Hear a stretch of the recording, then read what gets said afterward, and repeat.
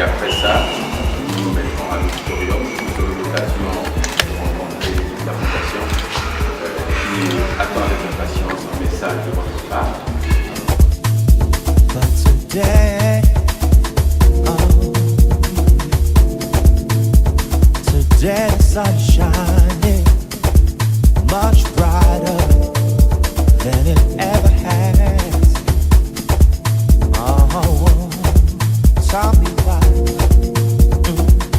I don't even know.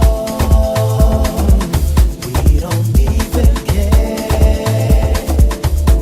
All I know is that I'm gonna celebrate that today is better, brighter than yesterday. Said it's better, brighter than yesterday.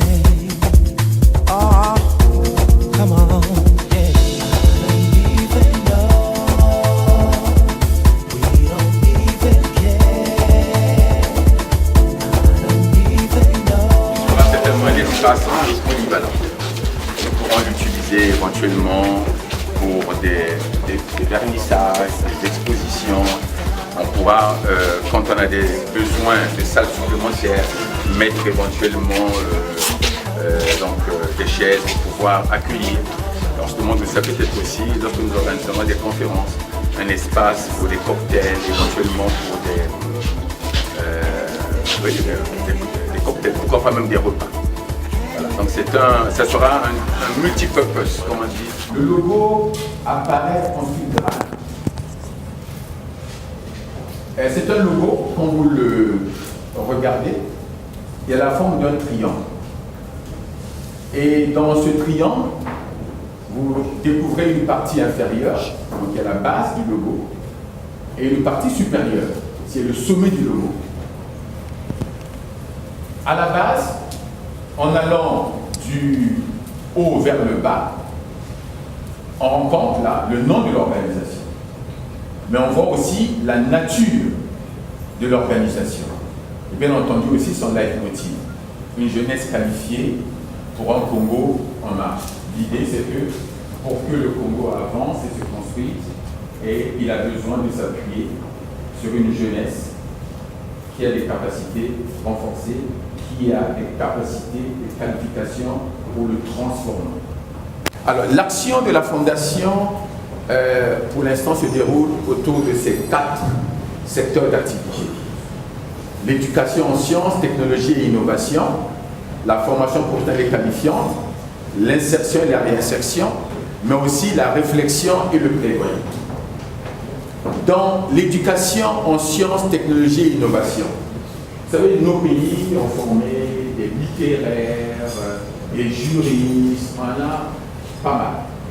Mais on se rend compte que notre faiblesse, c'est lorsqu'on va dans des domaines qui ont des valeurs ajoutées importantes comme l'industrialisation, les domaines techniques. Nous avons un retard dans ce domaine.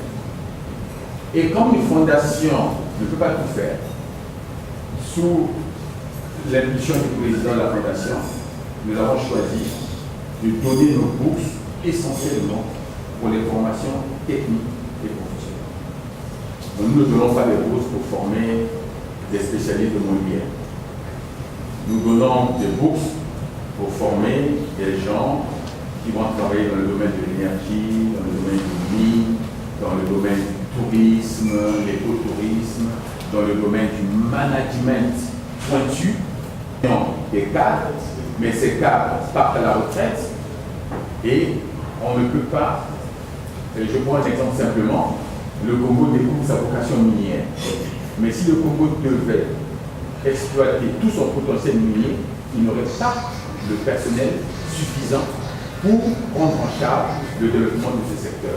Et donc nous essayons de suppléer pour ce genre de choses. Donc dans le domaine de la formation professionnelle qualifiante, là aussi, il y a une dimension d'orientation, une dimension d'employabilité, parce qu'on se dit, les formations techniques et professionnelles ont aussi l'avantage de préparer les gens à créer leurs propres entreprises. Et c'est dans ce cadre-là que nous faisons plusieurs formations, comme des formations au métier de l'hôtellerie. Nous avons eu récemment, nous avons des formations qui se déroulent en ce moment dans le domaine de l'énergie solaire.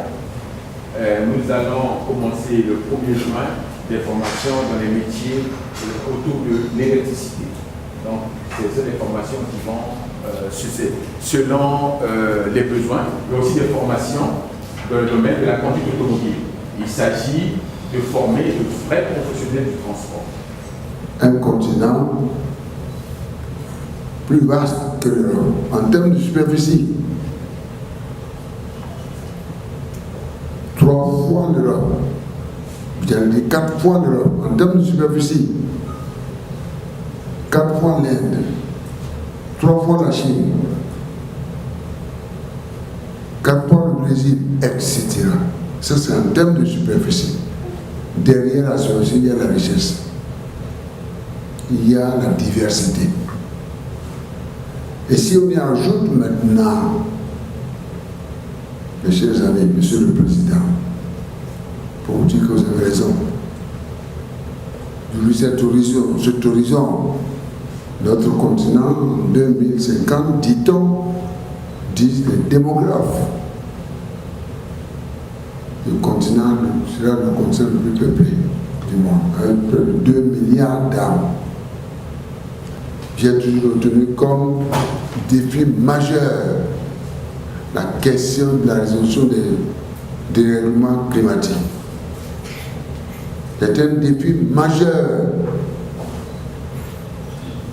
Je vous ai encore la question de la sécurité et les autres défis. Il y en a, Dieu seul sait qu'il y en a. Les dérèglements climatiques doivent être. Monsieur le Président, je vous dis merci d'avoir retenu cela. Car déterminant les activités économiques dans tous les secteurs. Et c'est par ce défi que nous allons régler la question, nous allons régler le défi du chômage de la jeunesse.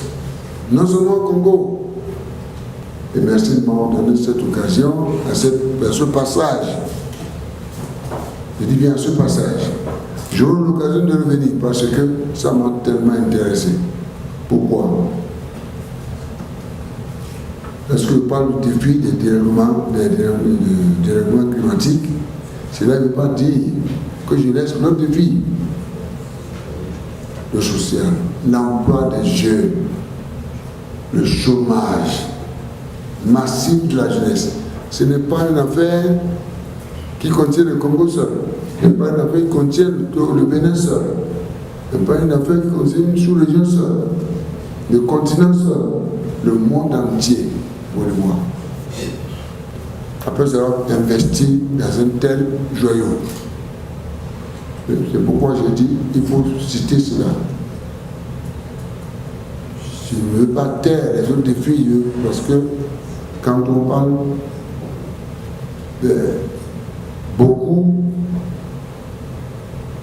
on ne se fait pas comprendre. Ils préfèrent laisser les autres.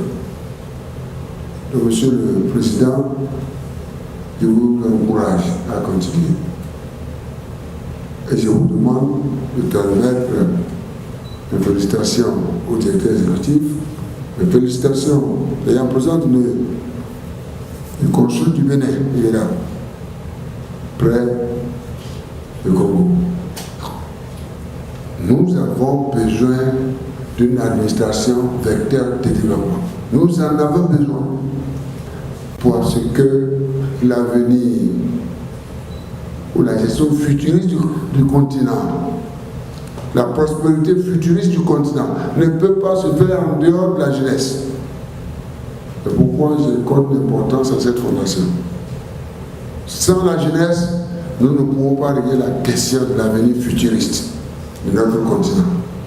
Je suis venu vous écouter et je vais partager cela avec mes anciens collègues, avec le président aujourd'hui de mon pays, et dire qu'il faut aller vite car le chômage massif de la jeunesse est une bombe qu'il faut absolument dégoupiller le plus tôt que possible pour la stabilité de notre continent.